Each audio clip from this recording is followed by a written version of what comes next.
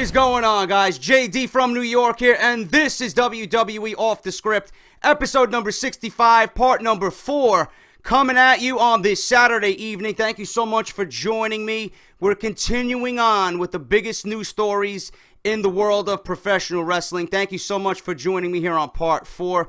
If you missed parts 1, 2, and 3 of this weekend, links will be down below in the description of this video, man. We're going to continue on with the news and rumors. We got more news on Samoa Joe making his WWE NXT debut at Unstoppable on Wednesday. I got big news to add on to what I reported in part 3. But before I get into that quickly, guys, if you're not following me on Twitter, at JD from NY206, Twitch, Instagram, and Facebook, I will be streaming as this video goes up on Twitch with WWE 2K15. And if you guys are not following me on YouTube or subscribe to me on YouTube, please hit that subscribe button for the #1 fucking source on YouTube.com for all WWE content, man. It's going to be fucking awesome going on into the summer. Now, Samoa Joe, guys. Big news on Samoa Joe. Obviously, I reported that he's going to be debuting at NXT Takeover Unstoppable, and I got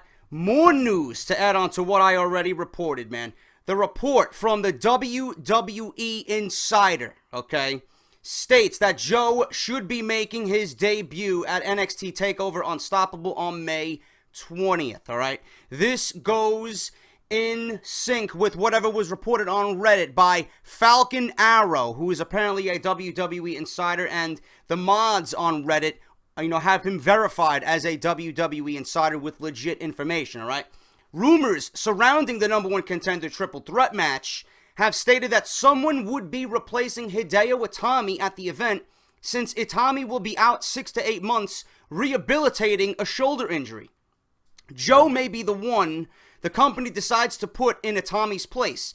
If not there, it's also been discussed for Joe to appear at the end of the event to stand face-to-face with NXT champion Kevin Owens, who is expected to defeat Sami Zayn and retain his championship on May 20th. Zayn is expected to leave NXT to rehab his shoulder as well, and then make the move from NXT to WWE's main roster. I will definitely have more on this story as it develops, but as of right now, with what I'm reporting here on Off The Script, Joe's commitment to the NXT brand and his possible takeover debut right now are strictly rumor. But I'm letting you know from a fan's perspective, from what I know and the knowledge that I have gathered thus far, I do expect Joe to make his debut at NXT TakeOver Unstoppable, being that NXT right now has been hit with the injury bug. The roster is thinned. You have injuries all over the place. One of the big matches with Hideo Itami could be in jeopardy, man. They have, advertised a triple threat match. So Baylor versus Tyler Breeze would be a great match. But if you add Samoa Joe to that triple threat match, boy, does that kick things up a notch. And if Joe is in that match and is expected to win that match, being that it's his NXT debut, can you imagine he wins that and becomes the #1 contender? And then at the end of the show, where it's expected Kevin Owens defeats Sami Zayn to retain the NXT championship, can you imagine closing the show with Kevin Owens and Samoa Joe staring each other in the face as they go off the air on the WWE Network, man? That would send chills up everybody's fucking arms. That would fucking blow the entire internet up, man. The IWC, the fucking smart marks on the internet, man. That would be something everyone would love to see. I think that's the route that WWE should go. I think that's actually what's going to happen. Whether or not, he's in the triple threat match or not, Joe is going to be at TakeOver simply because they need that type of star power. They need that type of, replacement for Hideo Itami, man. There's a lot of injuries right now. Zayn is injured.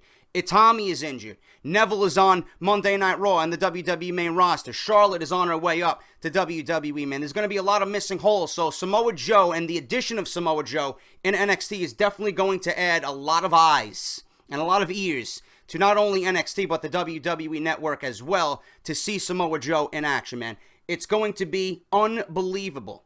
And the fact that we're even talking about a Kevin Owens versus Samoa Joe NXT title match already is unbelievable. Can you imagine the audience for that match? Can you imagine the atmosphere for that match?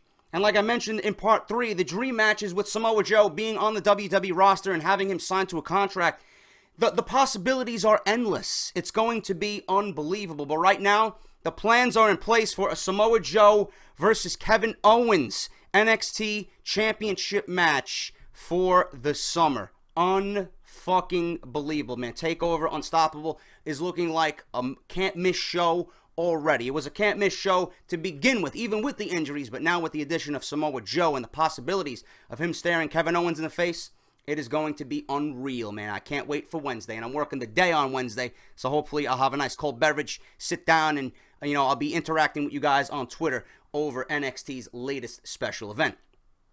New reports have provided some backstage news regarding Goldust and his health and status with the WWE following his surgery. As reported, Goldust, real name Dustin Runnels, had surgery on his shoulder on May 12th and is expected to miss up to 4 months of action. Dave Meltzer of the Figure4WrestlingOnline.com website and the Wrestling Observer newsletter claims that it will be difficult for Goldust to be featured on WWE's main roster once he returns. He credits the difficulty to Runnels' age and to the fact that WWE doesn't have anything creatively for him. Meltzer writes, and I quote, Dustin Runnels, a.k.a. Goldust, 46 years old, has his shoulder surgery this week. He'll be out of action probably 6 to 8 months, and given the age and WWE liking the younger crew nowadays, it's going to be tough for him to get back into the mix, particularly since they aren't going to do the feud with Cody. While he's a very good worker, his only real role was with Rhodes and the tag team that he had with Cody. And once they started phasing that out, it just wasn't good for him. Knowing Meltzer's opinion is only just that, an opinion, although shared all over the internet for thousands of fans to read. Goldust himself recently commented on reports that it would be a struggle for him to find a spot back on television once he is fully recovered from surgery. But one thing I will give Goldust, man, if WWE can't find anything creatively for him, that's a shame on WWE Creative. Goldust has been back for a couple of years now, and he's looked the best he has ever looked.